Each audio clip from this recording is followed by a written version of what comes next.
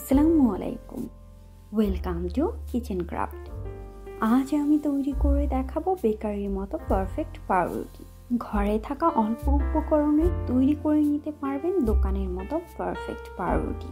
ঘরে বানানো হলেও বেকারির পাউরুটি থেকে কিন্তু কোনো অংশে কম হবে না, বরং আরও সুস্বাদু হবে।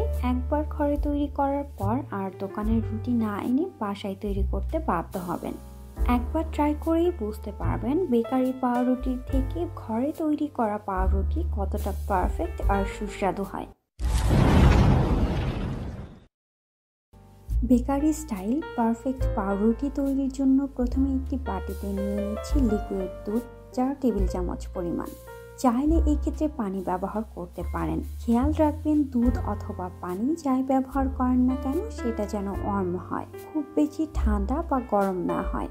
এখন অ্যাড করছি চিনি 3 টেবিল চামচ পরিমাণ। দিয়ে দিচ্ছি ইস্ট 1 টেবিল চামচ। দুধের সাথে একটু মিশিয়ে নিয়ে র্যাপার দিয়ে ঢেকে রাখছি 10 মিনিটের জন্য। এবার অন্য একটি বাটিতে নিয়ে নিচ্ছি ময়দা 1 কাপ পরিমাণ। অ্যাড করছি দুধ 3 টেবিল চামচ পরিমাণ। দিয়ে দিচ্ছি সামান্য লবণ।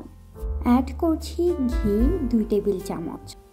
এবার ময়দার সাথে খুব ভালোভাবে মিশিয়ে পাশে রেখে দিচ্ছি।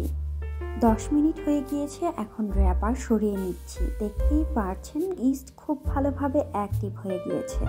চামচের সাহায্যে একটু মিশিয়ে দিয়ে দিচ্ছি রেডি করে রাখা ময়দা 1 কাপ পরিমাণ। অ্যাড করছি দুধ 1/2 কাপ পরিমাণ।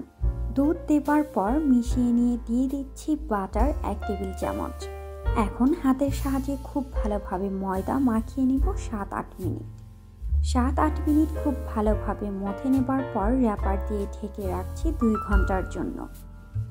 2 ঘন্টার পর দেখতেই পারছেন ডো ফুলে একদম ডাবল হয়ে গিয়েছে। র্যাপার সরিয়ে নেবার পর দেখতে পাচ্ছেন নিশ্চয়ই ময়দাটা কিছুটা নেটের মতো হয়ে আছে। পাউরুটি তৈরির জন্য ময়দার ডোটা পারফেক্ট হয়েছে। এখন আবারও হাতের সাহায্যে 4-5 মিনিট খুব ভালোভাবে মথে নিয়ে বেলনির সাহায্যে সামান্য লম্বা করে বেলে নিচ্ছি। চাইলে এই ক্ষেত্রে বেলে নেবার আগে বেলনিতে সামান্য ময়দা মাখিয়ে নিতে পারেন।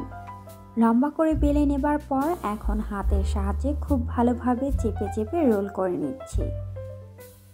একটু সময় নিয়ে খুব ভালোভাবে খেয়াল করে করবেন।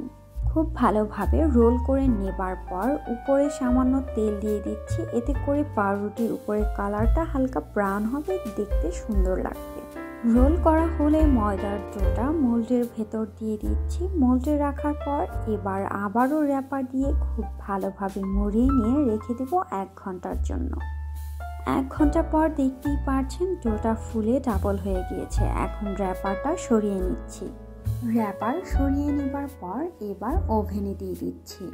ওভেন কিংবা চুলায় তৈরি করার সময় পাউরুটি দেবার আগে অবশ্যই প্রিহিট করে নেবেন। এখানে আমি ওভেন 180 ডিগ্রিতে নিচ থেকে হিট দিয়ে 25 মিনিট বেক করে নেব। 25 মিনিট বেক করে নেবার পর উপর দিক থেকে হিট করে বেক করে নেব আরও 2-3 মিনিট। বেক করার পর ব্রেডটা কিন্তু অনেকটা ফুলে উঠেছে আর মোল্ডের অনেকটা উপরে চলে এসেছিল। বের করতে একটু সমস্যা হচ্ছিল, তার জন্য উপরের অংশটা সরিয়ে নিয়েছি। দেখতেই পারছেন পাউরুটিটা বেকারি পাউরুটির মতো পারফেক্ট হয়েছে আর অনেক বেশি সফট হয়েছে।